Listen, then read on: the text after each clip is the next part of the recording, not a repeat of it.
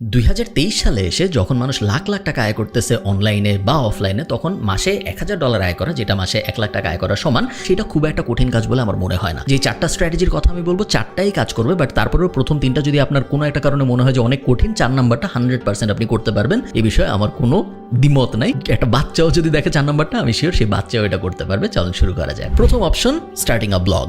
Blog শুরু করা, অনলাইনে আয় শুরু করার জন্য সবচেয়ে বেস্ট উপায়গুলোর একটা, এবং 2023, 24, 25 সালে এসেও একটা ব্লগ থেকে যত সহজে অনলাইনে আয় করা যায় এবং যত স্ট্রিমড লাইন উপায়ে অনলাইন থেকে আয় করা যায়, তত অন্য কোনো কিছু থেকে যায় বলে আমার মনে হয় না। মজার ব্যাপার হইলো, আপনাদের কোনো কোর্স করতে হবে না, কারণ আপনারা যদি প্যাসিভ জার্নালের ইউটিউব চ্যানেলে যান, 2017-18তে আমি একটা কোর্স বানিয়েছিলাম, ওইটা এখন প্যাসিভ জার্নালের ইউটিউব চ্যানেলে ফ্রিতে পাওয়া যায়, এবং ওইখানে ওই কোর্সের ভিতরে আমি একটা ব্লগ বানায় সেই ব্লগ থেকে আয় করেও দেখাইছি মাসে $500-600, এবং তারপরে ওই ওয়েবসাইটটা আমি $15,000 বিক্রি করেও দেখাইছি। পুরাটা আমার ল্যাপটপ স্ক্রিন রেকর্ড করে একদম লাইভ দেখানো। অনেক কিছু এখন আর হয়তো অত রেলেভেন্ট নাই, যেহেতু এটা 2017-18 সালের, বাট অনেক কিছু কিন্তু এখনো রেলেভেন্ট আছে। আর যদি তারপরেও আরো রেলেভেন্ট জিনিসপত্র আপনাদের দরকার হয়, তাহলে তো প্যাসিভ জার্নালে আপনি জয়েন করতে পারেনি, বাট জয়েন করা জরুরি না। শুধু ওইটা দেখে, ওই পুরা ইউটিউব সিরিজটা দেখেই আপনি ব্লগ শুরু করতে পারবেন। আপনি যদি ব্লগ শুরু করে অনলাইনে আয় করতে চান, স্টেপ 1 হবে ডোমেইন এবং হোস্টিং কেনা, এবং তার জন্য আমার রেকমেন্ডেশন হবে হোস্টিঙ্গার। হোস্টিঙ্গার এই ভিডিওর স্পন্সর, বাট যদি স্পন্সর নাও হইতো, তারপরে আমি বলতাম হোস্টিঙ্গার বা এরকম কোনো একজনের সাথে যেতে।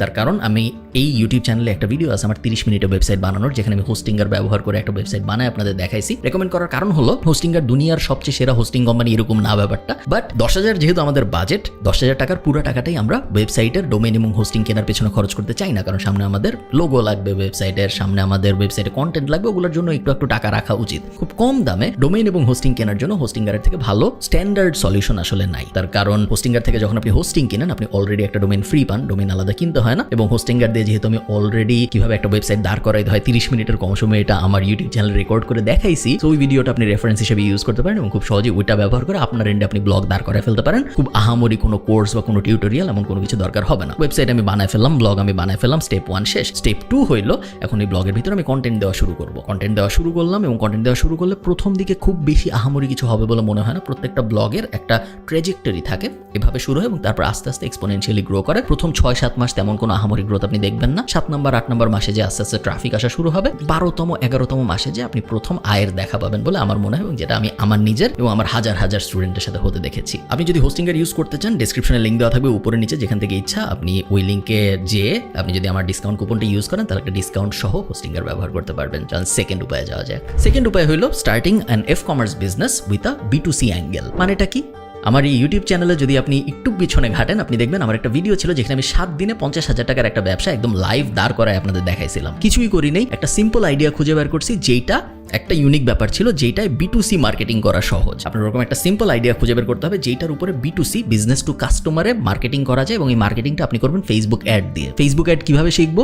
এগেইন প্যাসিভ জার্নালের ইউটিউব চ্যানেলে যদি আপনি যান, ফেসবুক অ্যাডের বেসিক কোর্সটা ওখানে পুরোটাই দেওয়া আছে, আপনার কোনো জায়গায় কিনতে হবে না। অ্যাডভান্স কোনো কিছু যদি শিখতে চান, তাহলে তো প্যাসিভ জার্নালের কোর্স আছেই, বাট বেসিকটাই এনাফ মোটামুটি শুরু করার জন্য। এমন একটা প্রোডাক্ট বা সার্ভিস আমাদের খুঁজে বের করতে হবে, আইডিয়ালি প্রোডাক্ট যেইটা খুব সহজে ফেসবুক অ্যাড দিয়ে মার্কেটিং করা যায়, এবং তারপর ওই দুইটা যখন আমি পাশাপাশি বসাবো, খুব সহজেই আমার ধারণা 1 থেকে 2 মাসের মধ্যে আপনি 1 লাখ টাকায় চলে যেতে পারবেন রেভিনিউতে, প্রফিটে না, এবং তারপরে আরো 2-3-4 মাস সময় লাগবে প্রফিটেবিলিটি পর্যন্ত যেতে। থার্ড, একটু কমপ্লিকেটেড, এই টপিকটার নাম হলো starting a business with an influencer in the B2B or B2C arena, ideally B2B। মানেটা কি? আপনি চিন্তা করেন, বিভিন্ন ইনফ্লুয়েন্সার আছে বাংলাদেশের মার্কেটে। বাংলাদেশ এখন ইনফ্লুয়েন্সারদের জন্য স্বর্ণখনি, চারদিকে যেদিকে তাকাই আমরা দেখি ইনফ্লুয়েন্সারগুলো আসলে কারা? ইনফ্লুয়েন্সারগুলো তারা যারা মানুষকে কোট আনকোট ইনফ্লুয়েন্স করে, বিভিন্ন ধরনের কন্টেন্ট বানায়, তাদেরকে তো আমরা ইনফ্লুয়েন্সার বলি। বেশিরভাগ ইনফ্লুয়েন্সারের বিজনেস সেন্স খুব খারাপ, কারণ ট্র্যাডিশনালি, ঐতিহাসিকভাবে, সামাজিকভাবে বাংলাদেশের মানুষকে বিজনেসে অত আগ্রহীও করা হয় না, বাংলাদেশের মানুষকে রিস্ক নেওয়া অত শেখানো হয় না, এবং বিজনেসকে সাধারণত চাকরির থেকে অনেক নিচে দেখা হয়। কেউ ছোটবেলায় তার রচনায় লেখে না যে আমি বড় হয়ে ব্যবসায়ী হব, সবাই লেখে আমি ডাক্তার হব, ইঞ্জিনিয়ার হব। সাধারণ মানুষের জন্য সত্যি, ইনফ্লুয়েন্সারদের জন্য এটা সত্যি।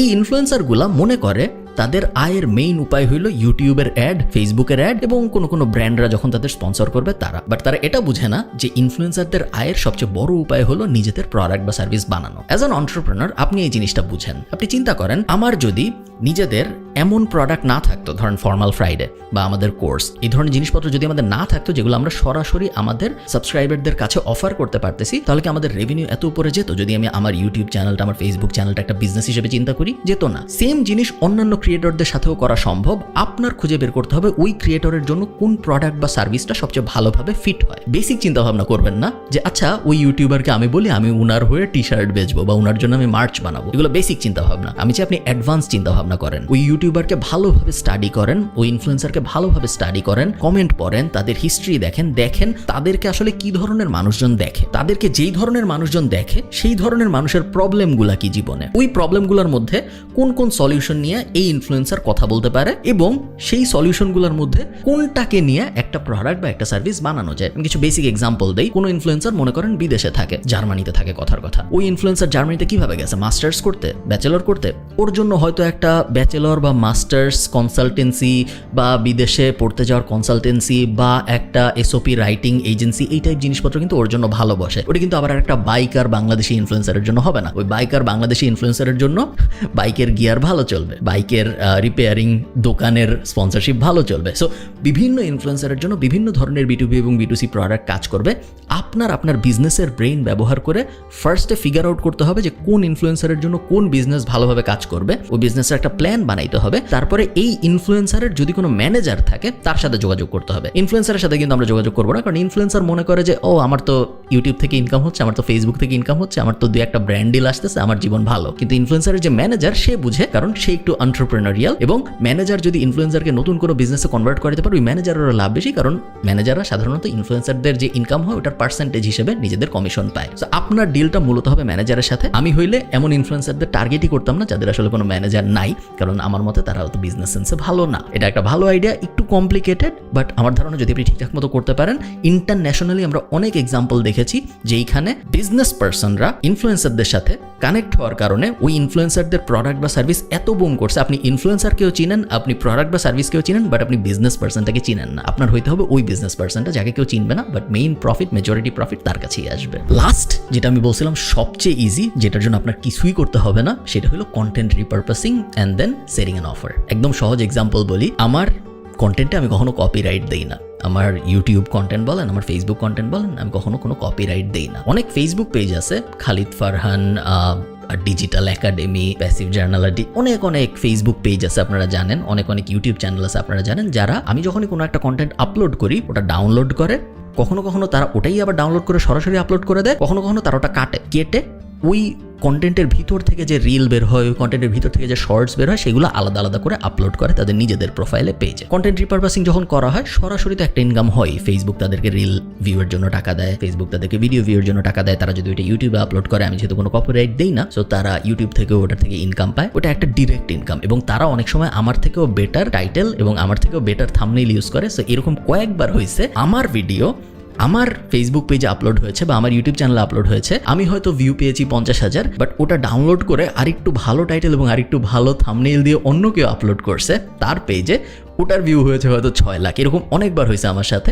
আমার দেখতে খুবই মজা লাগে, কারণ আমার ভিডিওর কারণে তাদের ইনকাম হচ্ছে। এটা একটা উপায়, বাট আমি বলবো আপনি আরেক স্টেপ যান। শুধু এখানে কেন থেমে থাকবো আমরা? শুধু আমার সাথে করেন না ব্যাপারটা, একটা ক্যাটাগরি সিলেক্ট করেন যাদের সবার সাথে আপনি এই জিনিসটা করবেন। ক্যাটাগরি হইতে পারে ফুড কন্টেন্ট ক্রিয়েটর, ক্যাটাগরি হইতে পারে এডুটেইনমেন্ট ইনফরমেটিভ কন্টেন্ট ক্রিয়েটর আমার মতো মানুষজন, ক্যাটাগরি হইতে পারে যে কোনো ধরনের কন্টেন্ট ক্রিয়েটর। ওই কন্টেন্ট ক্রিয়েটরদের ভিডিও আপনি নেন, রিপারপাস করা শুরু করেন। ভিডিওটা আমি মূল ভিডিওটা নিব, ওটা কাটবো, কেটে ছেটে ওটাও আপলোড করব, এবং তারপরে রিল বানাবো, শর্টস বানাবো, ওগুলোও আমি আপলোড করব। তাহলে কি হইলো, আপনি জিনিসটা একটু ব্রডলি চিন্তা করেন দূরের থেকে। মানুষজন আপনার পেজটা বা আপনার ইউটিউব চ্যানেলটা কেন দেখতেছে? কারণ তারা এখন আর স্পেসিফিক একজনের উপরে আগ্রহী না, তারা একটা ক্যাটাগরির উপর আগ্রহী। আগে আপনার পেজটা তারা দেখতেছিল যারা ওই মানুষটার উপরে আগ্রহী, ওই মানুষের একটা ভিডিও আপনার সামনে আসছে আপনি দেখতেছেন, বাট এখন তারা ব্রড ক্যাটাগরির উপর আগ্রহী। আপনি যখন শুধু, আমার এক্সাম্পল দিয়ে আমি বলি, আপনি যখন শুধু আমার ভিডিও ডাউনলোড করে আপলোড করতেছিলেন, তখন আপনি যারা ওই ভিডিও দেখতেছে, আপনার পেজ যারা ফলো করতেছে, এখন তাদের কাছে কি বেচতে পারেন? আমার নিউজ লেটারের অ্যাফিলিয়েট হইতে পারেন, আমার কোর্সের অ্যাফিলিয়েট হইতে পারেন, আমি যদি নতুন কোনো প্রোডাক্ট বা সার্ভিস লঞ্চ করি ওগুলোর অ্যাফিলিয়েট হিসেবে ইনকাম করতে পারেন, একটা উপায়। আরেকটা উপায় হলো আপনি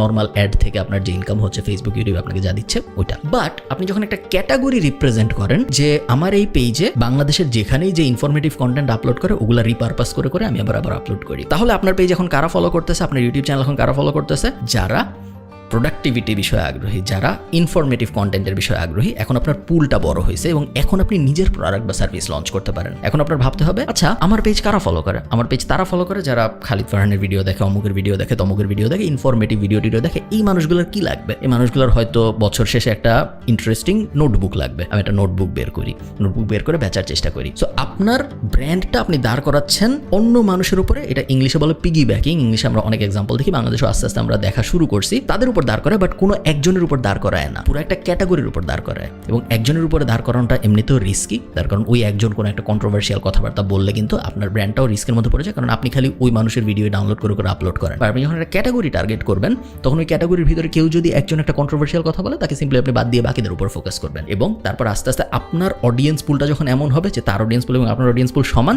তখন আপনার শুধুমাত্র তার প্রোডাক্ট বা সার্ভিসে বেচতে হবে না, আপনি তখন নিজের প্রোডাক্ট বা সার্ভিস পুশ করতে পারবেন। শুনতে একটু কমপ্লিকেটেড মনে হচ্ছে, বাট অনেক বাংলাদেশি এক্সাম্পল আমি দেখছি যারা আমাদের পডকাস্ট নিয়ে এটা করে বেশ সফল হচ্ছে। তারা কিছুই করে না, জাস্ট আমাদের ভিডিও কেটে আপলোড করে এবং মাসে তাদের ইনকাম হয় 15,000, 20,000, 25,000, 30,000। আমার ধারণা এটা আরও বড় স্কেলে করা সম্ভব।